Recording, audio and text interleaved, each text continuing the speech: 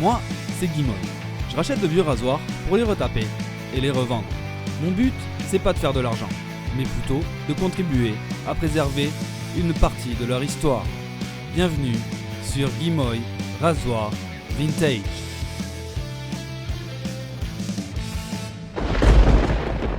Salut YouTube. Donc aujourd'hui pour cette vidéo, j'ai une commande un petit peu spéciale d'un de mes abonnés en fait, qui m'a contacté, qui m'a demandé en fait si je pouvais m'occuper de son coupe-chou. Donc c'est un abonné québécois. Donc j'ai reçu son petit colis et je le remercie d'avoir fait appel à moi. Donc j'ai vu quelques photos de ce coupe-chou. Il a l'air sympathique et en fait là du coup on va procéder au déballage du colis et à un petit diagnostic. Donc nous y voilà, je vais procéder au déballage du colis. Donc c'est parti. Donc pour info, c'est un coupe-chou d'une marque un petit peu controversée. Donc hop, c'est un David Issar. Donc David Issar, de ce que j'ai pu trouver en fait, n'a rien à voir avec Thierry Issar en fait. Et donc du coup mon abonné croyant que c'était un Thierry Issar va peut-être être un peu déçu. Alors, qu'est-ce qui se cache là-dedans? Il est bien emballé, hein, c'est bien. Hop, pousse tout. Ah, dans du cello frais.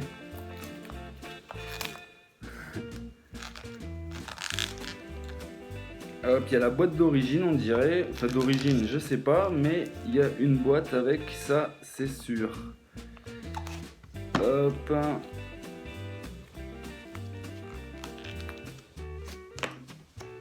Hop, rasoir extra garantie. Donc ouais, c'est une boîte de rasoir. Donc je sais pas si c'est celle d'origine, mais c'est une boîte de rasoir. Donc David Issar 669 garantie. Hop. Et il est encore en bon état. Ah. Ouais, il est cool. Et bon, alors, donc il est assez sympa. Je sais pas si... Ah ouh. Ouais, non, j'ai trop de luminosité. Donc en fait, je vais vous mettre quelques petites photos pour que vous voyez à quoi il ressemble. Et après, on va procéder à la rénovation de ce petit coupe-chou. Donc il m'a demandé un truc un peu spécial. Il voulait pas garder la chasse. Donc ça tombe bien. J'ai une petite chasse rien que pour lui. Et en plus, il voulait que je sérigraphie, que je grave les initiales de la chaîne sur la chasse. Donc c'est ce que je vais faire. Ah, il a du jeu. Ouais. Il a du jeu, donc ça veut dire que le trou du pivot est assez large. La chasse est en bon état, mais je me demande ce que c'est comme chasse. On verra bien. Allez, je vous mets quelques photos, à tout de suite. Voilà, donc en fait, je ne sais absolument pas qui c'est ce A. David Issar, mais apparemment il tenait une manufacture de rasoirs à Château-Gaillard, à Thiers, dans le Puy-de-Dôme. Le greffier lui aurait accordé le droit d'apposer le numéro 669 avec David Issar de 1919 à 1949. Ces documents le prouvent.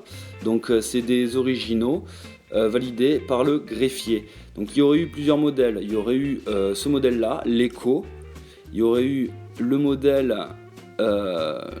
Chantecler, le modèle Samson. Donc Samson qui a été affilié à une marque américaine où je ne sais pas trop ce que c'était. Et le rasoir qui nous concerne, ça serait un Simplex comme en atteste, voilà, c'est la lame que j'ai moi. Donc on peut bien constater que le simplex a été bien effacé et je ne pense pas pouvoir le récupérer. Donc voilà, c'est un original David Issar et non un tiers Issar. Il n'a rien à voir avec la famille tiers. Donc voilà, ça sera tout pour moi. Voilà, donc je vais procéder au déchassage. Voilà. Et là, pour changer un petit peu, je me suis dit, au lieu de commencer par la lame, je vais commencer par le manche. Voilà. Donc je vous montre la nouvelle chasse. C'est une chasse en bois de rose. Elle est super belle, elle est bien travaillée. Voilà. Et donc là, vu que donc la chasse là est en plastique, et vous voyez la forme qu'elle a là, elle est écartée. Moi, je vais jamais pouvoir faire ça avec le bois de rose. Donc en fait, ce que je vais faire, c'est que je vais y faire un troisième perçage et je vais y loger une entretoise. Donc pour cette entretoise, j'ai choisi une petite cheville en pin, une cheville de mobilier que l'on peut acheter dans un certain magasin, si vous voyez ce que je veux dire. Voilà. Et donc je vais m'arranger, je vais me démerder à la découper et à la loger là-dedans sans que ça fasse trop moche. Voilà. Et après, je vais procéder à la gravure. A tout de suite. Donc là, je déchasse avec ma petite pince coupante. Je fais péter le rivet. Je fais levier avec le tournevis pour pouvoir enlever la lame de la chasse. Et ensuite, je vais faire le traçage sur ma cheville de l'épaisseur de la lame afin de pouvoir la découper et qu'elle fasse le bon anthrax. Là, je découpe en fonction des traçages que j'ai fait. Ensuite, je vais tourner, je vais enlever la matière superflue de cette cheville. Donc, je m'y suis pris avec le tour, la petite bande abrasive ainsi que du papier de verre à 120. Je coupe le reste pour n'avoir que la petite entretoise que je vais frotter gentiment pour l'aplanir un maximum. Voilà, hop, elle est jolie. Là, je vais la percer à la perceuse à colonne avec un foret du diamètre de mon clou.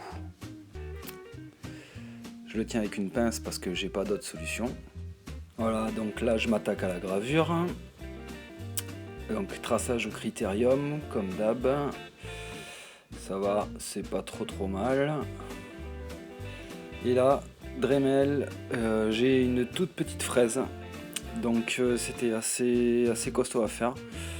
Mais bon, je suis assez fier de moi. J'ai réussi à faire un bon job. Repassage au stylo indélébile noir pour que ça ressorte un petit peu mieux. Et certainement qu'un petit peu plus tard, j'y passerai un peu de vernis ou de la résine, je sais pas trop, pour que ça tienne à l'eau. Voilà, donc ça ressort pas mal, c'est joli.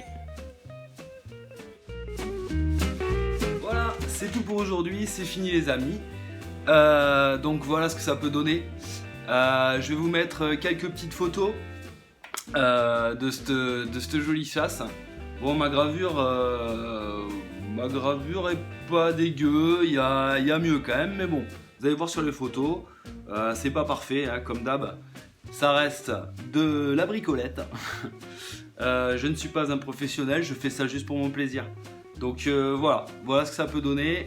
Je vais vous mettre les photos. La petite entretoise est finie, elle se loge bien dans mon clou et tout, donc je vais pouvoir la mettre. Et la lame, ça sera pour la prochaine vidéo. Donc voilà. J'espère que cette vidéo vous aura plu. N'oubliez pas de vous abonner, de mettre des petits pouces en l'air, hein, et de faire sonner la petite cloche de notification, forcément. Sur ce, je vous dis à bientôt pour la suite du retapage de ce petit coupe-chou David Issard. Ciao!